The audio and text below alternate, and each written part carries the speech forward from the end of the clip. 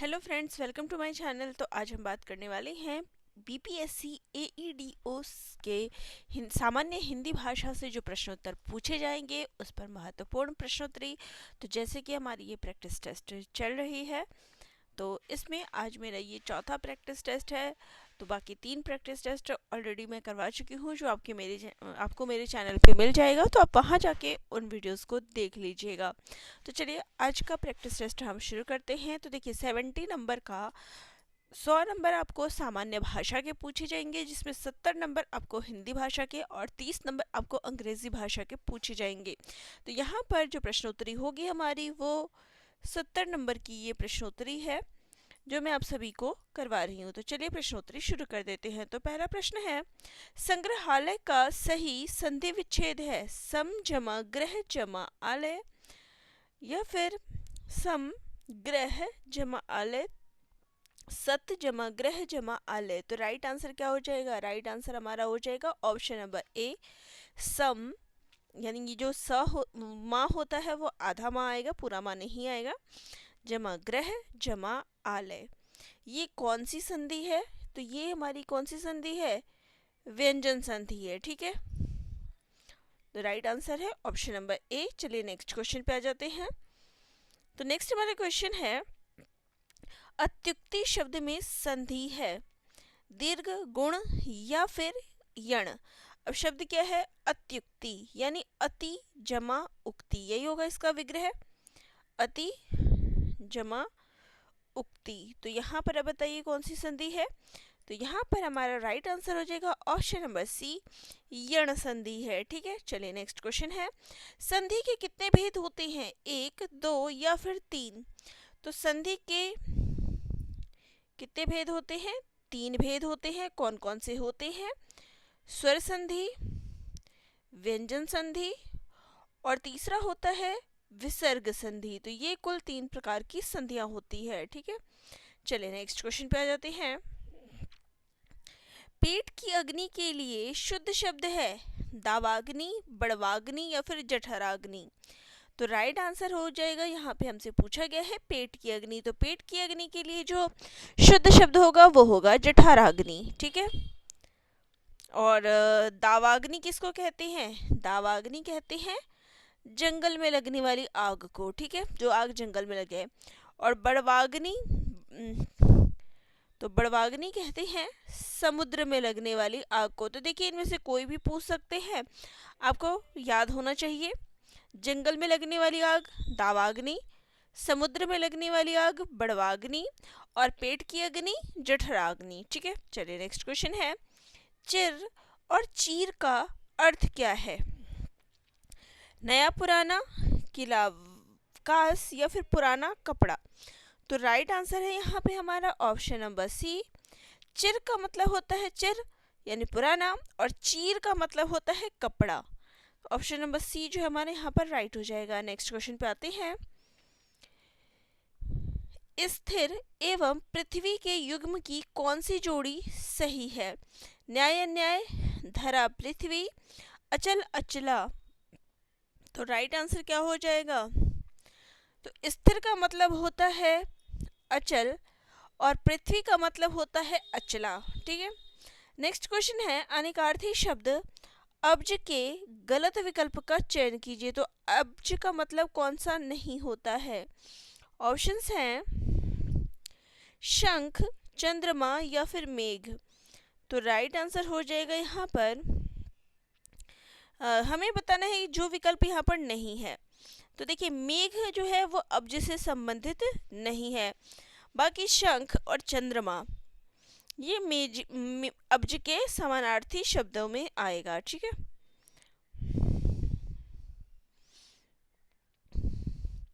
Next question है, दिए गए विकल्पों में अपेक्षा का अर्थ कौन सा है? तो यहाँ पे हमसे अपेक्षा का अर्थ पूछा है, उपेक्षा, अभिलाषा या फिर अंधकार।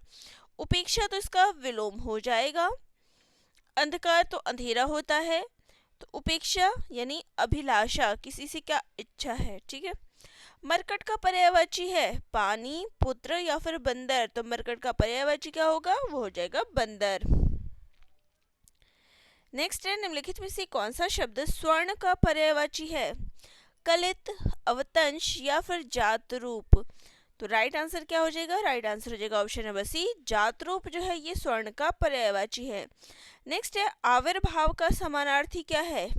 विश्लेषण, अवतरण या फिर रूपगत? तो क्या पूछा है? आविर्भाव। तो आविर्भाव का समानार्थी होगा अवतरण। ऑप्शन नंबर बी जो है यह राइट हो जाएगा। नेक्स्ट है, निर्माण का विलोम होगा नाश, ध्वंस या फिर विनाश? तो निर्माण का विलोम क्या हो जाएगा? तो वो हो जाएगा ध्वंस। बी ऑप्शन राइट हो जाएगा। नेक्स्ट है, दिए गए विकल्पों में प्रचुर का विलोम शब्द होगा उधर्व, अल्प या फिर मृदुल? तो राइट आंसर हो जाएगा प्रचुर, यानी प्रचुर मात्रा में है, तो इसका विलोम क्या हो जाएगा? अल्प मात्रा में है, बहुत ही कम मात्रा में है। मृदुल का तो कठोर होता है, उधर्व ऊपर की ओर, तो इसका नीचे की ओर होता है। तो नेक्स्ट है, बड़ी ई प्रत्यय किस शब्द में नहीं है? तेली, चमेली या फिर माली? तो देखिए यहाँ पर तेल जमा ई क्या बन गया? तेली। माला जमा ई बन गया माली।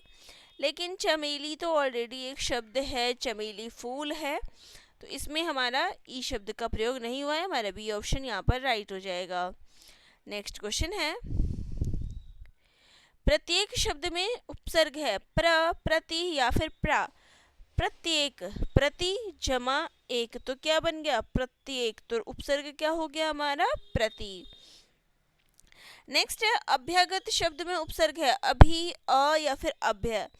तो अभ्यागत, अभि जमा आगत, तो क्या उपसर्ग आ गया हमारा? अभि उपसर्ग। नेक्स्ट है, ढीठ शब्द का तत्सम है दृष्ट, पुष्ट या फिर दृश्य? तो राइट आंसर हो जाएगा यहाँ पे हमारा उपरोक्त में से कोई नहीं, क्योंकि ढीठ का जो तत्सम होगा वो होगा धृष्ट। ठीक है। नेक्स्ट है, निम्न में से कौन सा शब्द तद्भव है? कोयल, आश्चर्य या फिर उज्जवल? तो यहाँ पर तद्भव पूछा है। तद्भव कौन से होते हैं? जिनका रूप परिवर्तित हो जाए। ठीक है, तो कोयल जो है ये क्या है? तद्भव शब्द है किसका? कोकिल। कोकिल क्या है? तत्सम रूप है, इसका तद्भव रूप क्या हो जाएगा? कोयल। आश्चर्य, आश्चर्य जो है इसका तद्भव होगा अचरज। उज्ज्वल का तद्भव क्या हो जाएगा? उजाला। ठीक है, कोयल खुद ही तद्भव है, ये इसका तत्सम रूप है। ठीक है, कोकिल तत्सम रूप है, उजाला और अचरज ये तद्भव रूप है इसके। ठीक है। नेक्स्ट है, अट्टालिका का तद्भव रूप है अटाला, अटल या फिर अटारा? तो राइट आंसर हो जाएगा यहाँ पर उपरोक्त में से कोई नहीं। तो अट्टालिका का जो तद्भव रूप होता है वो होता है अटारी। अटरिया गाना आपको पता ही है, अटरिया पे तो अटारी बोलते हैं उसको। ठीक है, निम्न में से कौन सा शब्द योग रूढ़ शब्दों की श्रेणी में आता है? देवदूत, नारित्व या फिर दशानन? तो राइट आंसर क्या हो जाएगा यहाँ पर? दशानन शब्द क्या है? योग रूढ़ शब्द की श्रेणी में आता है। इसको हम तोड़ेंगे तो ये आ जाएगा। ठीक है, तो जितने भी बहुब्रीहि समास होते हैं वो क्या होते हैं? योग रूढ़ होते हैं। यहाँ तो हमने जैसे ही देखा बहुब्रीहि समास है, ये योग रूढ़ हो गया। ठीक है। नेक्स्ट है, राम सीता से सुंदर है। इस वाक्य में कौन सा कारक है? करण कारक, अपादान कारक या फिर संप्रदान कारक? अब यहाँ पे हम क्या कर रहे हैं? राम और सीता की क्या कर रहे हैं? तुलना कर रहे हैं। जहाँ भी तुलना आता है वहाँ पे कौन सा कारक होता है? तो वहाँ पे अपादान कारक होता है। ठीक है।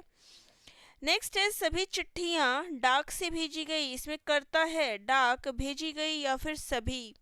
तो राइट आंसर है यहाँ पे उपरोक्त में से कोई नहीं, क्योंकि जो डाक है वो करण कारक है डाक से, ठीक है। भेजी गई, तो भेजना तो काम होता है, तो ये क्या हो गया, क्रिया हो गया। और सभी, सभी क्या है, सभी, सभी चिट्ठियां, तो सभी तो यहाँ पे उसने विशेषता बता दी कि सभी चिट्ठियां भेजी गई। और यहाँ पे जो कर्ता है वो क्या है, क्या भेजी गई, चिट्ठियां भेजी गई, तो कर्ता है ये। अब आपको सारी चीजें पता चल गई। सभी चिट्ठियां डाक से भेजी गई, तो जो डाक से है वो क्या है, करण कारक है, भेजी गई क्रिया है, सभी क्या है, विशेषण है, और चिट्ठियां जो है ये क्या है, कर्ता है, ठीक है। चलिए नेक्स्ट क्वेश्चन पे आ जाते हैं। कोई डाउट हो तो मुझे कमेंट जरूर करिएगा। नेक्स्ट है, जो इंद्र पर विजय प्राप्त कर चुका हो, इंद्रजय, इंदु या फिर इंद्रजीत। अब मेघनाद को जो है, रामायण तो सबने देखी है, मेघनाद को इंद्रजीत कहा जाता था, क्यों, क्योंकि उसने इंद्र पे विजय पाई थी, तो उसे याद रखिएगा, इंद्रजीत, ठीक है। निम्न में से कौन सा कर्तृवाच्य नहीं दर्शाता है, विनय से चला नहीं जाता, रोशनी फल नहीं बेचती, मैं अब काम नहीं करता। तो यहाँ पे कौन सा कर्तृवाच्य नहीं दर्शा रहा है, तो राइट आंसर है यहाँ पे विनय से नहीं चला जाता है। ये क्या है, ये कर्तृवाच्य नहीं दर्शाता, ये दर्शाता है हमारा भाववाच्य। बाकी ये दोनों कर्तृवाच्य है, ठीक है, ये दोनों आपके कर्तृवाच्य है। विनय से चला नहीं जाता, उसका भाव दिखा रहा है, तो भाववाच्य है, ठीक है। नेक्स्ट है, कौन सा वाक्य आसन्न भूतकाल में है, तू आता तो मैं जाता, मोहन आया सीता गई, मैंने आम खाया है। तो आसन्न भूतकाल में क्या आएगा, तो मैंने आम खाया है, ये क्या है, आसन्न भूतकाल है। मोहन आया सीता गई, ये क्या है, सामान्य भूतकाल है। और तू आता तो मैं जाता, तो ये क्या है, हेतु हेतु मद, ठीक है। मैं बाकी भी आपको बता दे रही हूँ ताकि आपके कोई मन में डाउट ना रह जाए। चलिए नेक्स्ट क्वेश्चन पे आते हैं। किस वाक्य में एक वचन का प्रयोग हुआ है, लड़के लड़कों को मार रहे हैं, लड़कों ने लड़कों को मारा, लड़के ने लड़के को मारा। तो यहाँ पे एक वचन का प्रयोग कहाँ दिख रहा है आपको, तो लड़के ने लड़के को मारा, यहाँ पर क्या है, एक वचन संज्ञा का प्रयोग हुआ है। बाकी जो है देखिए, लड़कों बहुवचन है, यहाँ भी बहुवचन है, रहे हैं, तो यहाँ पे हमारा सी ऑप्शन राइट है। चलिए नेक्स्ट है, दिए गए विकल्पों में कौन सा शब्द स्त्रीलिंग है, चिल्का, झील, सब्जी या फिर अनानास। यहाँ पे स्त्रीलिंग नहीं है, तो अनानास जो है ये स्त्रीलिंग नहीं है, ये क्या है, पुल्लिंग है। बाकी चिल्का, झील और सब्जी जो है ये स्त्रीलिंग है। चलिए नेक्स्ट क्वेश्चन है, धावक तेज गति से दौड़ते हैं, वाक्य में तेज गति क्रिया विशेषण का कौन सा भेद है, स्थानवाचक, परिमाणवाचक या फिर कालवाचक। तो यहाँ पे क्या पूछा है, तेज गति, तेज गति कौन सा है, तो उसका वो स्थान तो नहीं पता चल रहा हमें, ना काल पता चल रहा, ये परिमाणवाचक है। नेक्स्ट है, वह हमेशा अपने भाई के गीत गाता रहता है, वाक्य में अवयव पद है, वह हमेशा या फिर अपने। तो राइट आंसर हो जाएगा यहाँ पे हमारा हमेशा जो है ये क्या है, अवयव है। और बात करें वह और अपने, ये क्या है, ये सर्वनाम है। और अगर गीत की बात करूँ तो गीत क्या है, संज्ञा है, ठीक है। चलिए नेक्स्ट क्वेश्चन पे आ जाए, कौन सा संयुक्त क्रिया का भेद नहीं है, अवकाश बोधक, नाम बोधक या फिर नित्याबोधक। तो राइट आंसर हो जाएगा यहाँ पे हमारा नाम बोधक जो है ये संयुक्त क्रिया का भेद नहीं है। बाकी अवकाश बोधक और नित्यता बोधक ये दोनों संयुक्त क्रिया के भेद हैं। नेक्स्ट है, बालक इस पुस्तकालय में पढ़ रहा है, वाक्य में डैश क्रिया है, संयुक्त, सहायक या फिर अकर्मक। बालक इस पुस्तकालय में पढ़ रहा है, तो यहाँ पे क्रिया कौन सी है? तो यहाँ पे अगर मैं बात करूँ तो यहाँ पे सकर्मक क्रिया है, जो कि ऑप्शन में नहीं है। यहाँ पे क्या है, कौन सी क्रिया है? सकर्मक क्रिया है, ठीक है। सतीश चंचल बालक है, इस वाक्य में चंचल है विधेय विशेषण, गुणवाचक विशेषण या फिर सार्वनामिक विशेषण? तो चंचल, चंचल क्या है? उसकी विशेषता है, गुण है, तो यहाँ पे आ जाएगा गुणवाचक विशेषण। नेक्स्ट है, निम्नलिखित में से विशेषण पद है उपासना, उद्गार या फिर आयतलोचना? तो विशेषण कौन सा है? तो आयतलोचना, ये क्या है? विशेषण है। और उपासना और उद्गार ये क्या है? ये दोनों क्रिया। आयतलोचना का अर्थ क्या होता है, पहले आप ये समझ लें। तो आयतलोचना होता है बड़ी बड़ी आंखों वाला। तो जिसकी आंखें बड़ी बड़ी होती है तो विशेषण हो गया ना, बड़ी बड़ी आंखों वाला, उसके लिए एक शब्द क्या आ जाएगा? आयतलोचना। उपासना और उद्गार तो क्रिया में आ जाते हैं। जो करेगा सो भरेगा, रेखांकित शब्द यानी जो क्या है? क्रिया विशेषण है, संकेतवाचक सर्वनाम है या फिर संबंधवाचक है? तो राइट आंसर है ये क्या है? संबंधवाचक सर्वनाम है। तो ये जो, सो ऐसे वर्ड जो आते हैं ये संबंधवाचक में आते हैं। नेक्स्ट है, सर्वनाम के कुल कितने भेद होते हैं? 5, 6 या फिर 7? तो सर्वनाम के कुल 6 भेद होते हैं। पुरुषवाचक, निश्चयवाचक, निजवाचक, संबंधवाचक, अनिश्चयवाचक और प्रश्नवाचक, ठीक है। अचूक विशेषण के साथ उपयुक्त संज्ञा है चोट, नेत्र या फिर निशाना? तो अचूक अगर विशेषण है तो इसके साथ कौन सी संज्ञा होगी? तो इसके साथ अचूक निशाना। अचूक चोट नहीं आएगा, अचूक नेत्र नहीं आएगा, अचूक लोग क्या करते हैं? निशाना लगाते हैं। तो सी ऑप्शन राइट है। व्युत्पत्ति के आधार पर संज्ञा के कितने भेद हैं? 2, 3 या फिर 5? तो व्युत्पत्ति के आधार पर संज्ञा के कितने भेद हैं? तो 3 भेद हैं। कौन कौन से हैं? रूढ़ संज्ञा, यौगिक संज्ञा और तीसरा है योग रूढ़ संज्ञा। तो व्युत्पत्ति के आधार पर ये 3 प्रकार के होते हैं। नेक्स्ट है, निम्नलिखित शब्दों में से एक की वर्तनी शुद्ध है, आभ्यंतरिक, अत्यधिक या फिर निरोग? तो कौन सा शुद्ध है? तो यहाँ पे राइट आंसर है ऑप्शन नंबर ई, उपरोक्त में से कोई नहीं।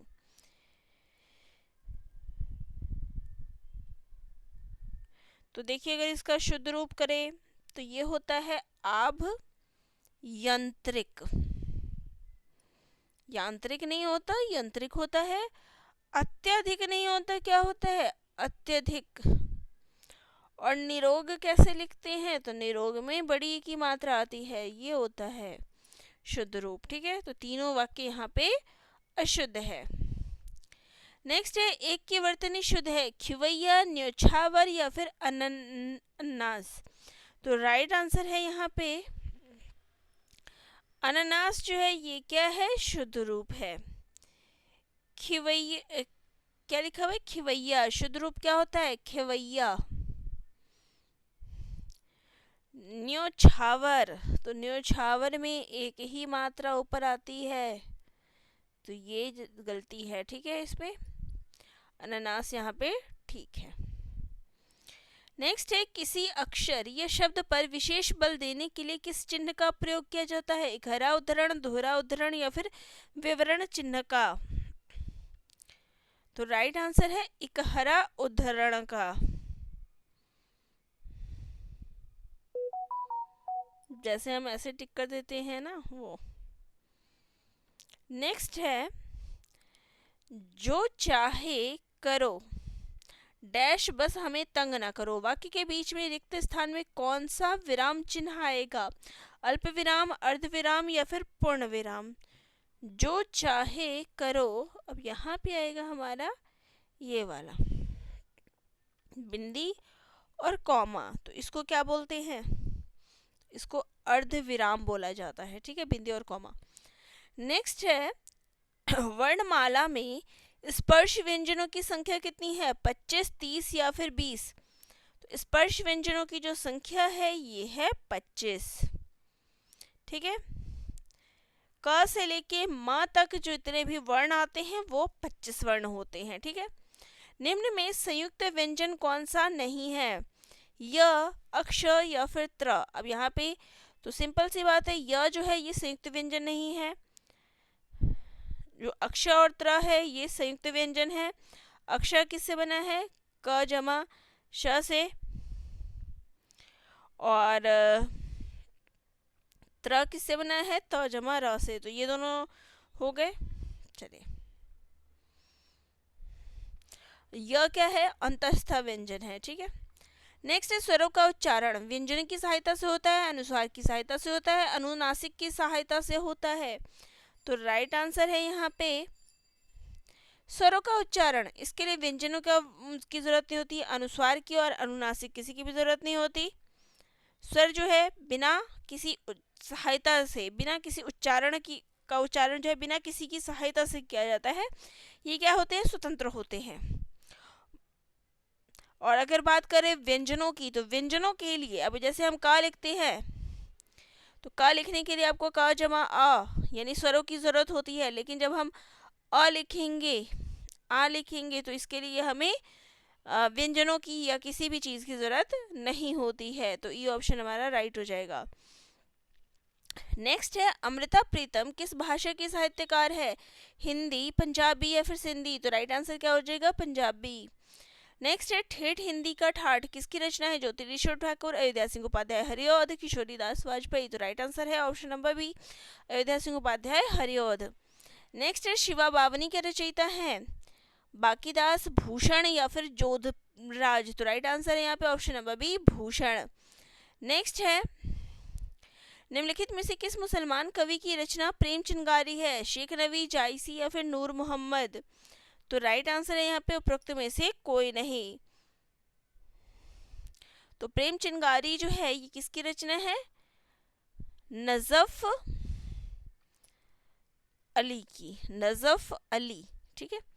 चलिए नेक्स्ट क्वेश्चन पे आ जाते हैं।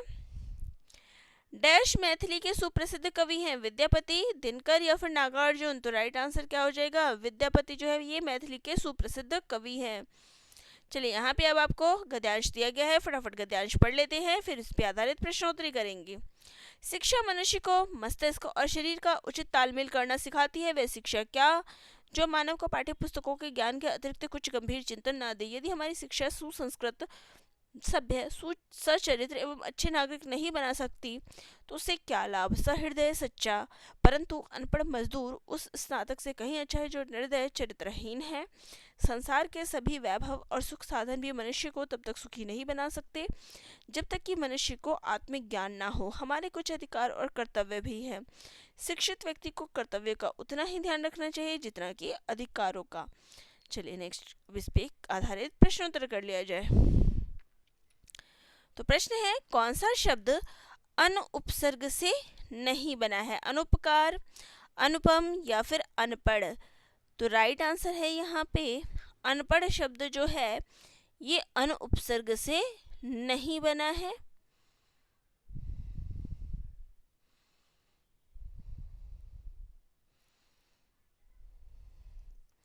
ठीक है,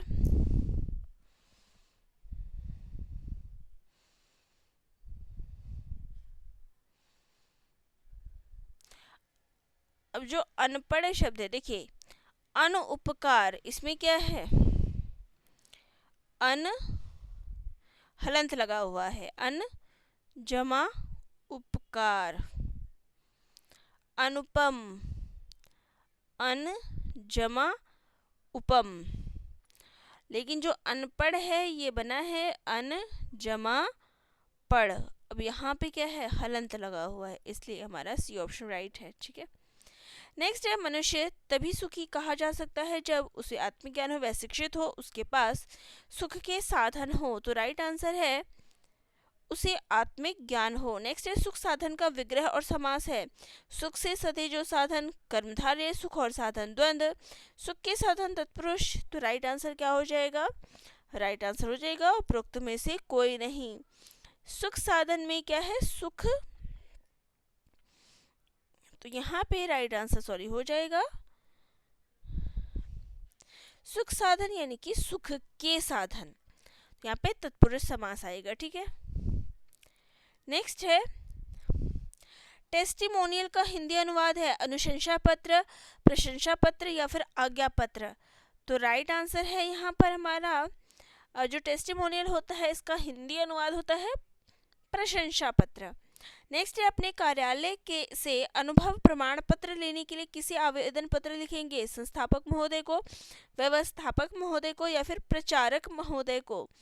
तो राइट आंसर है व्यवस्थापक महोदय को, ठीक है। नेक्स्ट है कान का कच्चा होना मुहावरे का अर्थ है बहरा होना, सुनी सुनाई बातों पर विश्वास कर लेना, सभी पर अविश्वास करना। तो राइट आंसर है यहाँ पर हमारा सुनी सुनाई बातों पर विश्वास कर लेना। नेक्स्ट है आए थे हरि भजन को ओटन लगे कपास। इसका अर्थ क्या है? साधुओं की संगति छोड़ देना, वांछित कार्यों को छोड़कर अन्य कार्यों में लग जाना या फिर भक्ति छोड़कर व्यापार करने लग जाना।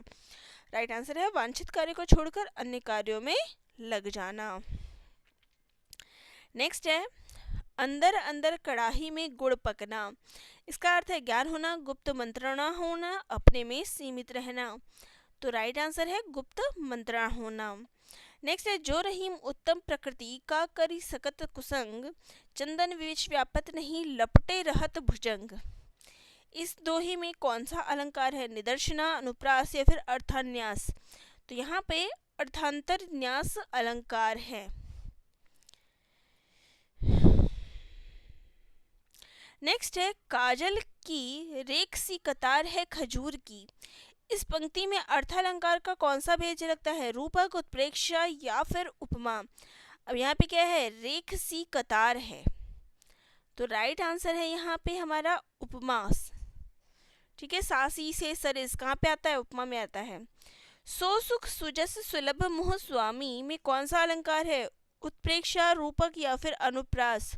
तो राइट आंसर है यहाँ पे सवर्ण की यहाँ पे क्या आपको दिख रही है? आवृत्ति दिख रही है। यहाँ पे कौन सा अलंकार है? अनुप्रास अलंकार है।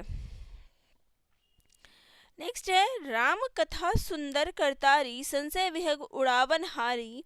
यहाँ पर कौन सा छंद है? दोहा, सोरठा या फिर चौपाई? तो राइट आंसर है यहाँ पे चौपाई छंद का प्रयोग हुआ है। नेक्स्ट है देखे सुदामा की दीन दशा, करुणा करके करुणानिधि रोए। यहाँ पर कौन सा रस है? वियोग, श्रृंगार, रौद्र या फिर करुण रस? तो यहाँ पर करुण रस का जो है प्रयोग किया गया है।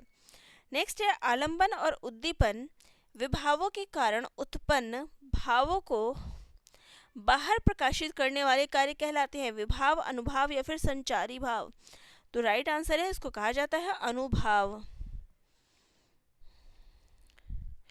नेक्स्ट क्वेश्चन है बाघ और बकरी एक घाट पानी पीती है। वाक्य का शुद्ध रूप है बाघ बकरी एक घाट पर पानी पीती है, बाघ और बकरी एक घाट पर पानी पीते हैं, बाघ और बकरी एक ही घाट पर पानी पीती है। तो राइट आंसर हो जाएगा यहाँ पर हमारा बाघ और बकरी एक घाट पर पानी पीती हैं। नेक्स्ट है मिश्र वाक्य है उसने अपना घर लुटा दिया, सूरज उगने पर कुहासा फट गया, उसके पास जो कुछ था वह खो गया। तो यहाँ पर मिश्र वाक्य का उदाहरण है उसके पास जो कुछ था वह खो गया। तो एक वाक्य क्या है? दूसरे पर आश्रित है। नेक्स्ट है नीली कमीज वाले छात्र को यह कलम दे दो। रचना के आधार पर वाक्य का सही भेद पहचानिए। सरल वाक्य है, संयुक्त वाक्य है या फिर मिश्र वाक्य है? तो राइट आंसर है ये एक सरल वाक्य है। नेक्स्ट है कतर ब्योंत में कौन सा समास है? द्वंद्व, द्विगु या फिर तत्पुरुष? तो राइट आंसर है यहाँ पर द्वंद्व समास है कतर ब्योंत, ठीक है। तो एक शब्द है यहाँ पे कतर, दूसरा क्या है? ब्योंत, ठीक है। तो दो शब्द है। आप बीती शब्द में कौन सा समास है? कर्मधारय, द्वंद्व समास या फिर द्विगु समास? आप बीती यानी अपने पर बीती, तो यहाँ पर कौन सा समास आएगा? उपयुक्त में से कोई नहीं, क्योंकि यहाँ पे क्या है? अपने पर बीती, तो कौन सा समास हो गया? तत्पुरुष आ गया, अधिकरण तत्पुरुष समास है। ठीक है, चलिए नेक्स्ट है धीरे धीरे का समास है, द्वंद्व, अव्ययीभाव या फिर कर्मधारय। तो धीरे धीरे में कौन सा समास है? तो धीरे धीरे में अव्ययीभाव समास है। नेक्स्ट है वह स्त्री जिसका पति दूसरा विवाह कर ले। इसके लिए एक शब्द क्या है? अध्यूढ़ा, परित्यक्ता या फिर अनूढ़ा। तो राइट आंसर क्या हो जाएगा? राइट आंसर हो जाएगा इसके लिए एक शब्द है अध्यूढ़ा। ठीक है, परित्यक्ता तो जिसे उसके पति ने छोड़ दिया हो, त्याग दिया हो। और अनूढ़ा होता है वह स्त्री जिसका विवाह ना हुआ हो। ठीक है, उसके लिए शब्द आएगा अनूढ़ा। तो चलिए ये थी हमारी आज की प्रश्नोत्तरी, आज का प्रैक्टिस टेस्ट। तो आप सभी को कैसा लगा कमेंट बॉक्स में कमेंट ज़रूर करिएगा। वीडियो अच्छी लगी हो तो चैनल को लाइक शेयर सब्सक्राइब करिएगा। मिलते हैं नेक्स्ट वीडियो में, सभी का धन्यवाद।